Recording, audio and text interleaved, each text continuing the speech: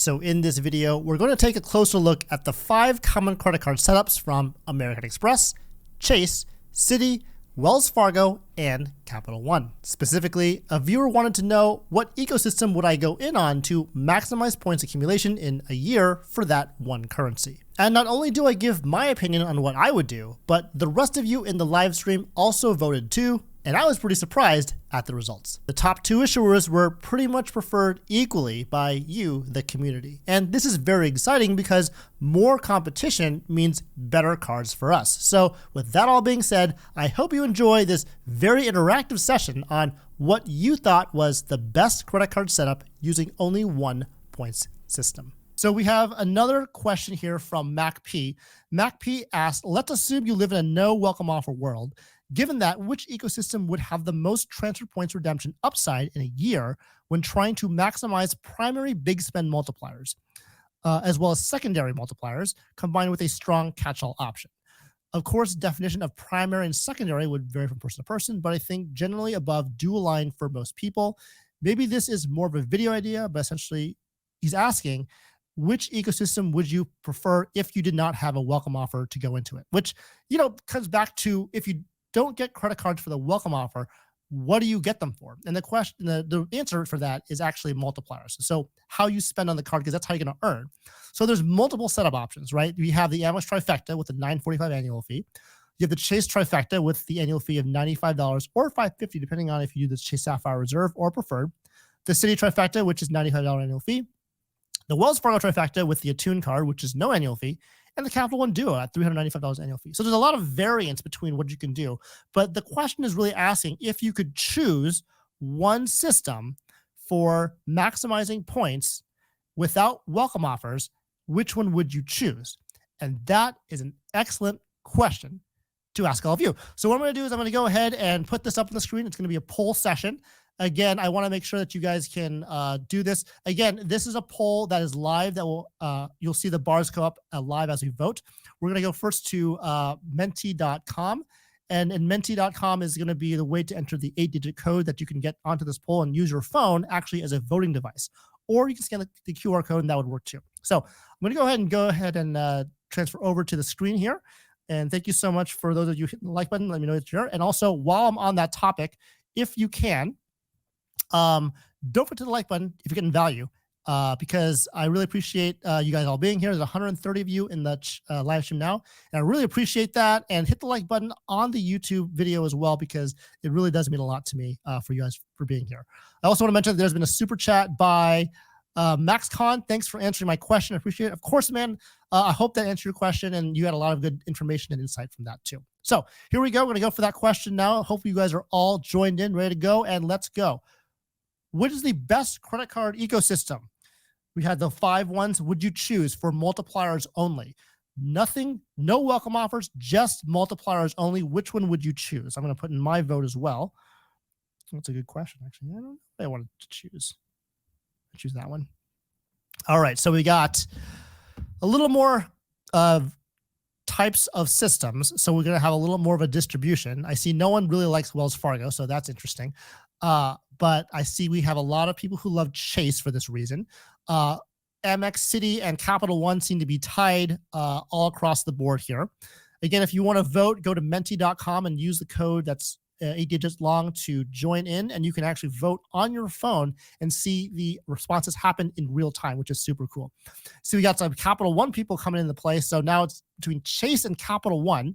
Citi's there. Still no one for Wells Fargo. Man, Wells Fargo gets no love. Everyone hates Wells Fargo.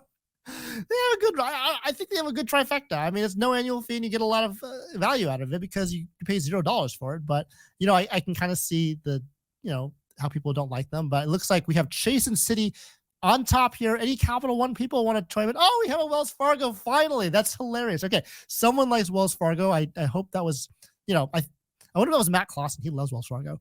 But one of these times we'll have to see, what the thing is going to be. But it looks like Chase and Citi and Capital One are the ones that people do prefer if you only think about getting one trifecta and only getting the multipliers for the cards themselves. And so I think this is kind of where we're going to end. So we have Chase winning. We actually have Chase winning, second place is going to be Citi and Capital. Actually, I'm going to keep it going for more longer because people seem to be chiming in here. This is great. We have about 25 people voting. So it looks like we are looking really good here with that. A lot of people like Chase, Citi, and I think pretty much when you look at it, Chase and Citi are the top two, followed by Capital One and Amex, and then followed by Wells Fargo at the very end. So that's what that shows. So let's go back and kind of see what I recommend. And so actually, I would recommend Wells Fargo, which is hilarious because no one picked that. Also, I didn't vote for it on that poll either. So that's also kind of awkward because I kind of don't remember what I put, but I made this slide like 2 days ago. But I did pick the Wells Fargo trifecta, which is hilarious. I think it's missing groceries, so that is kind of a problem. But they have limited transfer partners, so that may be something else too. If you look at the categories with the three of these cards, the Attune card actually has a lot of choices. Now, they may not be choices that you actually buy from, but if you look at all the trifectas, Wells Fargo has the most coverage of everything at either 3x or 4x level, which is kind of insane for just zero annual fee, right? So you have to do the math for yourself, but from multipliers standpoint, Wells Fargo would be my personal choice. But I did say the Citi trifecta and the Chase trifecta are both also reasonable options, and those were the top two that I think all you guys actually chose. In my vote, I voted for Citi because I do like Citi as a second choice. The only problem with that is that Citi does miss select travel and transit. As we all know, the Citi Strata Premier card does only have air travel and hotels, but when you have more than that, like you have car rentals, cruises, any transit, none of that's covered at the 3x level. And so for that reason, I think that is kind of a downside to the trifecta. Although you could use the Citi custom cash to cover that if you're missing one of those categories and you're spending a lot there. So we have that option too. The Chase trifecta, obviously, we all know about them. They miss groceries and gas and EV charging. They just have the Chase Freedom Flex. So it happens 3 months out of the year, which is fine, but not great for a good setup. And so that would be kind of the way I would look at that setup, in the sense that they have really good transfer partners. So it does kind of make up for it.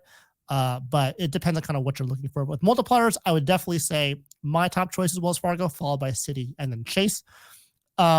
I see that we have some comments here about Cody Little says it's Wells or Citi for sure. Yeah, I mean, that's actually, it's funny you say that, Cody, because those are my top two choices too. So great minds think alike. So excellent, outstanding. One is laughing at QC Man because, well, he said that there's no Wells Fargo. Again, Matt Clausen. You don't know where he is, but hopefully he's able to look at this video on demand at some point and realize that he had his shot. He had his moment to vote for Wells Fargo. He wasn't there for it. And then we have Albert Lee, who says the missing groceries is going to be a deal breaker for some of us. And I agree with that, because groceries is a lot of people's almost biggest spend category, maybe outside of rent. You know, it's like food is always a big one, but groceries is a big one for a lot of people. And so having that not there is kind of a problem. And then John McKinstry comes in saying, with the addition of the Attune card, it's definitely made the Wells Fargo trifecta competitive with Chase and Citi.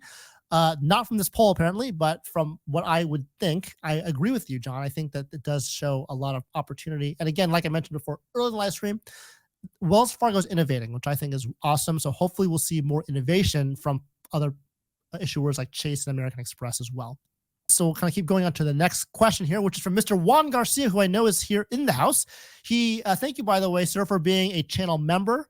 I really appreciate that. What are your thoughts on the new Citi Strata Premier? This is kind of threw me for the loop there. Versus the Chase Sapphire Preferred as an everyday spending card. Strengths and weaknesses. Okay, so there's been a lot of videos on this already, but I will cover this a little bit. So you have the Citi Strata Premier and the Chase Sapphire Preferred. They both have the same annual fee, but their multipliers are slightly different. From an everyday spending standpoint, you can see that there's actually better coverage on a lot of the everyday categories on the Citi Strata Premier as compared to the Chase Sapphire Preferred. What am I talking about? Well, you've got restaurants, supermarkets, and gas. Those are the three I would consider everyday categories. Travel and transit, yes, if you live in a big city, maybe that would be a thing, like, you know, parking, subways, tolls. But for the most part, I would say most people's everyday spending is restaurants, groceries, and gas. You do have options to get more points when you have when you use the travel portals from each individual issuer, but it is limited on the Citi Strata Premier as opposed to the Chase Sapphire Preferred, where it's more universal. So you get 5x on all the Chase travel versus only 10x on hotel rental cars from Citi Strata Premier, as well as 3x on the air travel and hotel. So it's very broken down. And also, the Citi Strata Premier does not cover transit, whereas this Chase Sapphire Preferred does at the 2x level, which is better than 1x. But again, if it were up to me, I personally would pick the Citi Strata Premier. But if you look at the trifectas in general, that's when things kind of change a little bit, because then you can look at each individual card and see how it fits into your everyday category. And that is kind of what I was talking about in the last question, is that these two are very good trifectas to use if you want to use just one issuer. Oftentimes we just use one issuer, and then, like, for example, the Chase trifecta, and then we use the Capital One Standard One to cover those grocery categories, for example, or the Citi Custom Cash to cover like the missing groceries and or gas category. But when you look at just one trifecta, that's exactly what you want to look for: is how do you spend your money and which is the best coverage. If you look at each one together, Citi has the most, Chase has the least, but they do have the best transfer partners, the Chases anyways. Citi is there kind of, but Chase, I think, has a lot better transfer partners. And so I think that gets us to our next poll here, because I love hearing about what you think is the best trifecta. And the Chase and Citi is actually kind of cool, because the last poll, you both voted Chase versus Citi as a top two, but now we're going to do them head to head. So let's go ahead and move on to that as well. So I'm going to move this slider over to the next question. And so again, if you want to join the polling and make sure to have your voice heard, make sure to join menti.com and enter the code that's on the screen here, or use the QR code to scan it to get access to the actual screen. And so what we'll do is we'll move that up here as well, and we will go ahead and get the voting started. Do you prefer the Citi Strata Premier or the Chase Sapphire Preferred? Ready, set, go. And I'm going to vote too. Let's see here. I'm going to vote for my vote here. Submit. All right. So it's still neck and neck. Looks like there's more Citi Strata Premier for now. But it's still fairly even, which is interesting. So we have to see what is going on with that.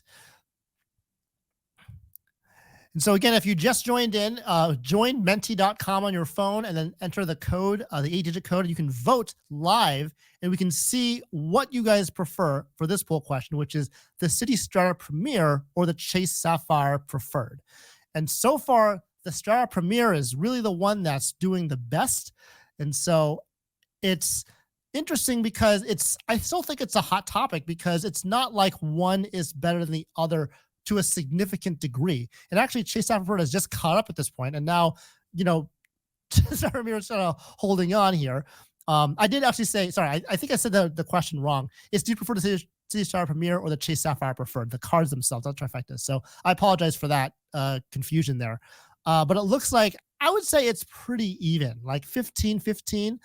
We've got 30 people voting, and there's 150 of you here total right now in the live stream. So I appreciate all of you for being here, but at least 30 of you are participating, which is great. So we're going to stop the polling there. So it looks like it's very even. The Strata Premier and the Chase Sapphire Preferred are pretty even. And so it's going to depend on Chase themselves to figure out whether or not that's going to be something they want to deal with or not, because with the Strata Premier coming out, it's more and more like a competitor to the Sapphire Preferred. And if the Sapphire Preferred, if they don't change their card, they don't innovate, they may start to drop. But we'll see. They've got a huge marketing scheme, so we got that. They got that going on for them. So thanks for voting for that. I'm gonna make sure I didn't cover anything here. We have where am I here? Oh, we have Mr. Joe Barreto in the house. Joe, good to see you. Hola, mi gente. Good to see you. Juan Garcia's putting out his whip. Joe in the house. I love Joe. Joe's such a great guy. He's just such a kind gentleman, and he just has a lot of great wisdom. And I love listening to my elders and making sure. Sorry, Joe, I know I probably offended you, but I like listening to my elders, and I want to make sure I learn from their wisdom, because there's so much to be gained from those who have had more experiences than the rest of us. And then John, go ahead. Joe is saying hello. All right, so John R comes in and says, from an earning perspective, I'm going to put this screen back so you can see things. From the earning perspective, the Strata Premier is the better earner when it comes to travel health protections. The Sapphire Preferred is better. So yeah, it really is depending on what you're looking for. Multipliers wise, I think there's no question the Strata Premier is hands down the better card. But Sapphire Preferred, I think if you take it in context with its benefits and also with its other cards and its ecosystem, it does actually, it's still a very good card too. We also have Harrison Warner, who says, I think the Attune is a subtle game changer, not really in competition with anything, and creates its own space in the market with 4x special categories. I agree. I think that having those categories is outstanding, and I think that we just need to see more of that going on so the issuers can fine tune what works best, and they can get a lot of data from the spending habits from all of us so they can figure out what are the best categories to target to make us get a really nice card that can hopefully we can spend a lot of money on, because they want us to spend money on their cards. Well, if they want us to do that, put multipliers in categories that we want to see. I mean, it's very simple. And so there's that part of it as well. And then Matej Newman says it would be awesome if Citi actually pre-approved for any of their cards. Yes, they are hard to get into, certainly, especially this Citi Premier card, but I heard the Strata Premier was a little bit easier to get to, so maybe if you want to try that may be a possibility just during this limited time welcome offer period. John McCountry says the only thing I don't like about the Citi Strata Premier is the spend requirement to get the hotel credit card to offset the annual fee. It's true. They have that $100 credit on the Citi travel portal to offset for the fee, which is good, but it's only on the portal. So I see where you're coming at there. And every time you guys say CSP, I always think Chase Sapphire Preferred because it's like ingrained in my head. So every time you say Citi CSP, I have a brain fart, and then I'm like, Citi what? Oh, Citi Strata Premier. So anyways, that's why I'm hesitating when I'm answering these questions, because the CSP for me is like ingrained Chase Sapphire Preferred, which by the way is good marketing from Chase. Just by that nature, but maybe Citi should have chose a different, 3-letter acronym.